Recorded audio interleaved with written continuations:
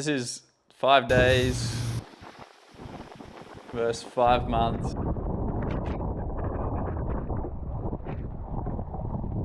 versus 5 years of foiling. Gonna be a fun little video. I want to talk about my journey learning wing foiling, picking up sup downwinding a little bit, and then now playing around with a bit of parawing and some of the gear that I use to get through all these. So I thought, why not? We'll jump on my Instagram archives and look back to where it all started for me. So we've hit the 5-year mark for my foiling or wing foiling journey, I guess. So we're gonna look at where it all started. 20th October 2020, bought the Fanatic foil board. I think it was a 5.8, 10 liters maybe, I think. Or maybe 5.4. No, 5.8, 110 liters.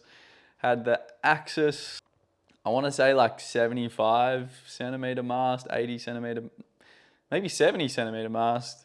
And then the Axis 910 with one of their bigger tails. I think the 910 was the span, so it was about 1,200 square centimeters, around that, something like that. We took it out behind the boat to just learn how to use the foil. It's comical, honestly, looking back at it now. The poo stance is real and eating absolute crap. Oh, it was good. Yeah, and then this is 25th of October, 5 days later, the first actual session using the wing. Managed to get up and foiling. Highly rate getting foiling without the use of wind power to start with. You kind of can have like a constant power input from the boat, which really helps, or like a jet ski or something like that. And then yeah, this is hilarious, but I got going. Barely struggling to control the wing. And it was the old Duotone Echo 5 meter. So it was ahead of the game. It had a boom. Everyone's, talking about the brand new wings with all the booms and stuff. This thing was the OG. You could even adjust the length of the boom to apparently get more power out of your wing, which, it kind of had a good length, and going shorter or longer was not ideal, to be honest.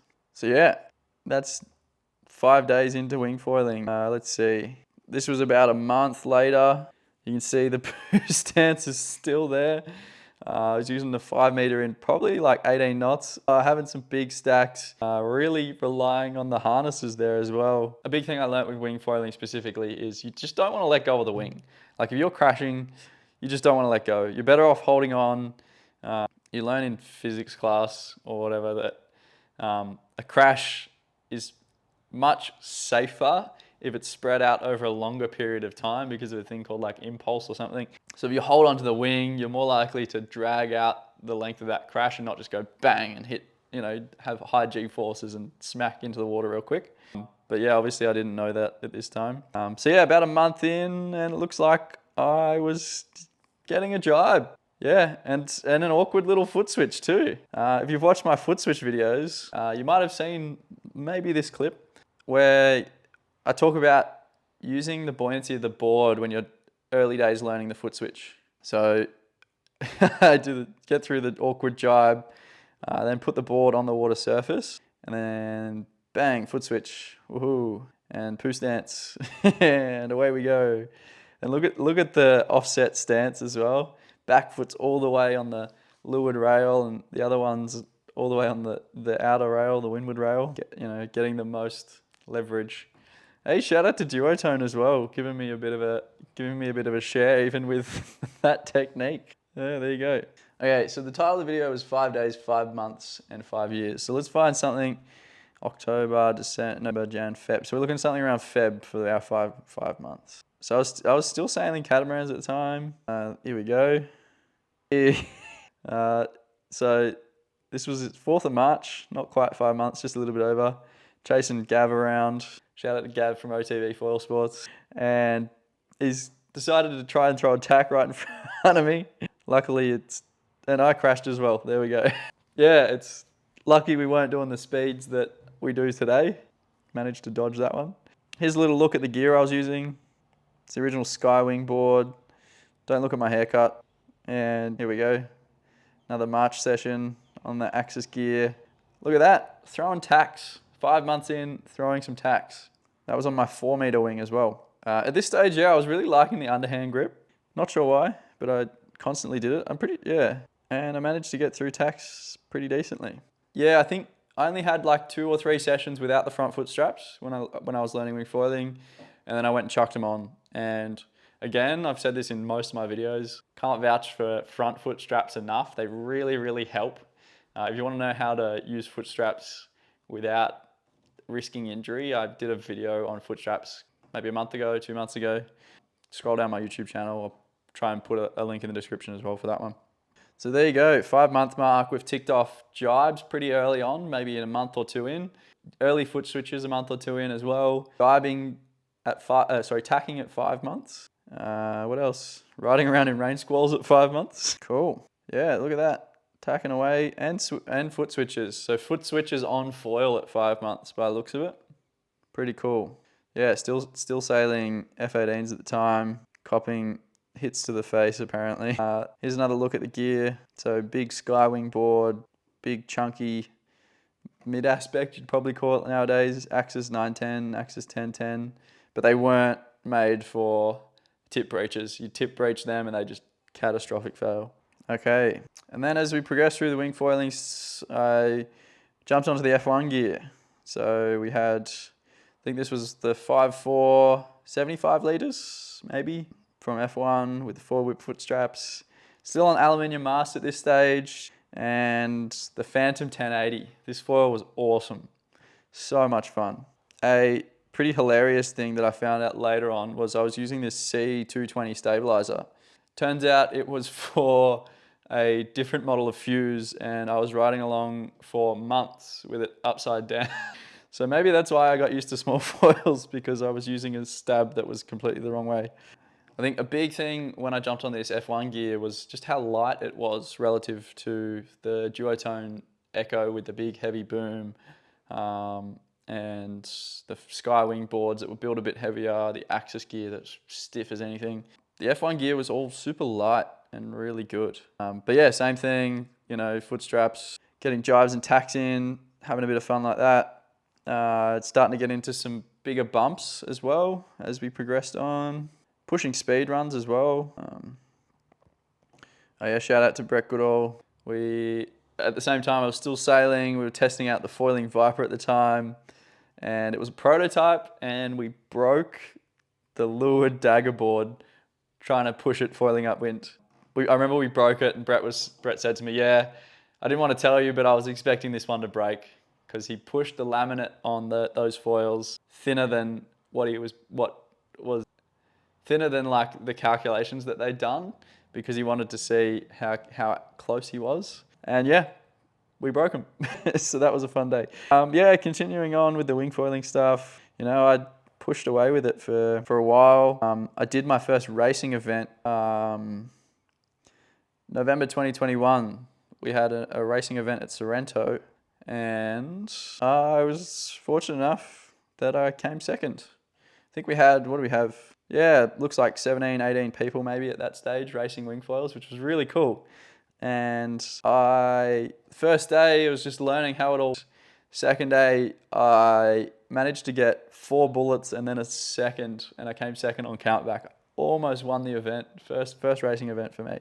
So that was pretty cool. Yeah, then got the CWC, the big 7-meter wing, and that's really what started my obsession with small foils and big wings. Really cool experience to test that out. And this is where the YouTube journey kind of started as well. I mean, I've always been making little sailing clips and things, but started posting some session videos of some wing foiling stuff. And then nationals, my first nationals. It was at Brighton, and it was deja vu again of, let's see, first day, was it nationals? Yeah, it was, nationals January 2022. So at this point we are, just over a year into wing foiling. Started in October 2020. We did, just over a year into wing foiling, maybe almost a year and a half. See the big 7-meter wing. I think at this stage I was on the Phantom 840, I believe, or maybe the 1080. I think I might have still been on the 1080, to be honest. So it just shows the gear that we're on. Yeah, I managed to sneak away with a second at that one, which was really cool.